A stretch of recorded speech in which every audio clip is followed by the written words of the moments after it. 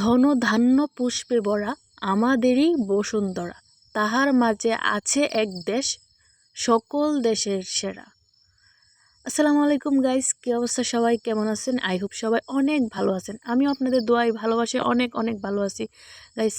ছোটোবেলায় স্কুলে এই সঙ্গীতটা পাঠ করতাম, এই গানটা মানে এত ভালো লাগতো। আর আজকে হঠাৎ গাড়িতে ডিউটিতে যাওয়ার সময় এই গানটার কথা আমার খুব মনে পড়ছিল।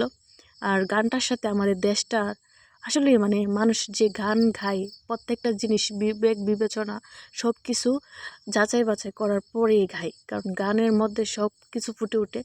এত সুন্দর একটা সঙ্গীত, কি বলবো, মানে আমার এই গানটা বারবার মনে পড়ছিল, মনে মনে গাইছিলামও।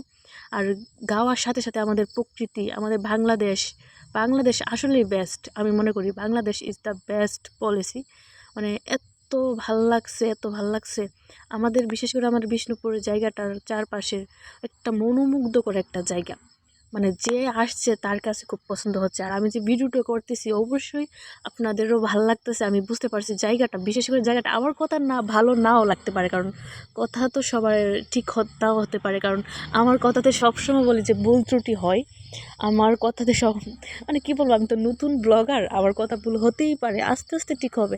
গাইজ দেখেন এখন যে রাস্তাটা দেখা যাচ্ছে, রাস্তাটা মানে বৃষ্টি হচ্ছিল, বৃষ্টির পর ডিউটিতে যাওয়ার সময় এই ভিডিওটা আর আসার সময় ভিডিওটা তো সামনের দিকে দেখছেন। খুব মানে প্রথম ছিল জলমলে, এখন হয়ে গেছে টলমলে। কারণ প্রথম ছিল জমকাট লাগছিল, আর এখন একটা প্রশান্তি হয়ে গেছে। এই সময়টা যদি গাইস আমার মনে হচ্ছিল যদি এখানে দাঁড়ায় একটু বৃষ্টিতে ভিজতে পারতাম কতই না ভালো লাগতো। মানে একটা কি বলবো, একটা ঠান্ডা ঠান্ডা ভাব। এত দিন পরে বৃষ্টি হচ্ছে, দিনটা আকাশটা মেঘলা, এটাও ভাল লাগছে। আর একটা দিক দিয়ে ভেরি স্যাড, যারা ধান বনের কাজ করতেছে, তাদের কৃষি আছে, তাদের কিন্তু অনেক খারাপ সময়।